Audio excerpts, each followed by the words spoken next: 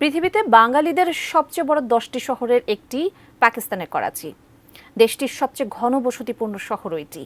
পাকিস্তানে বসবাসরত 30 লাখ বাঙালির মধ্যে শুধুমাত্র করাচিতেই 20 লাখের মতো বাঙালির বসবাস, যাদের প্রতিনিয়তই মির্জাফর, বিশ্বাসঘাতক, জালিম বলে চরম লাঞ্ছনার শিকার হতে হয়।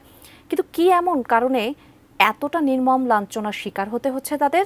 বিস্তারিত থাকছে ডেস্ক রিপোর্টে।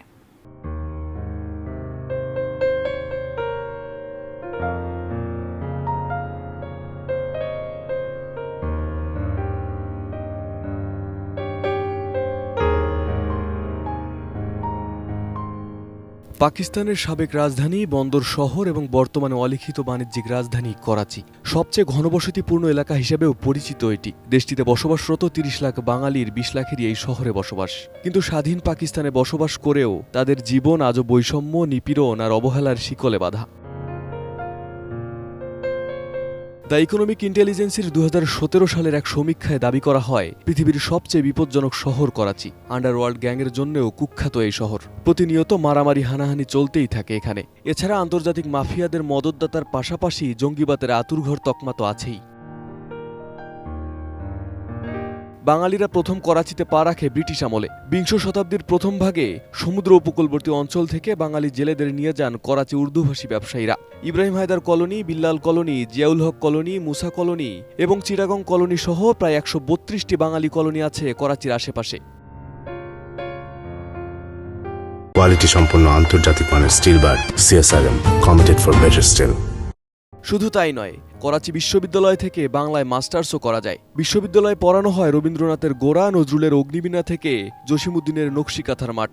পড়ানো হয় হুমায়ুন আহমেদ, সুনীল শক্তি ও মানিক বন্দ্যোপাধ্যায়দের লেখাও। একটা সময় কমি বন্ধন ও মুক্তি নামেও দুটি বাংলা সংবাদপত্র বের হতো এই শহর থেকে। তাই করাচিকে মিনি বাংলাদেশও বলে থাকেন স্থানীয় বহু মানুষ। 1947 সালে ভারত বিভাগের পর পাকিস্তানে চলে যাওয়া বাঙালিদের পুরোপুরি না হলেও কিছুটা আপন করে নিয়েছিল পশ্চিম পাকিস্তানিরা। তার পেছনে অন্যতম কারণ হলো ভারত বিদ্বেষ। কিন্তু ভারতকে সাথে নিয়ে বাংলাদেশ স্বাধীন হওয়ার পর কপাল পুড়ে পাকিস্তানে বসবাসরত বাঙালিদের। সেই থেকে তারা হয়ে ওঠে পাকিস্তানি মির্জাফর।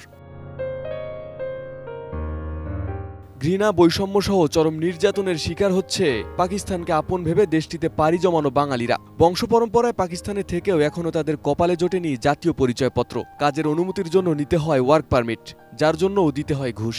কাজের পাশাপাশি বসবাসে বৈষম্যের শিকার হতে হয় তাদের। নোংরা ঘিঞ্জি বস্তিতে থাকতে হচ্ছে বাংলা ভাষাভাষীদের, যেখানে দিনের প্রায় 20 ঘন্টাই থাকে না বিদ্যুৎ, দিনে একবার আসে খাওয়ার পানির যোগান।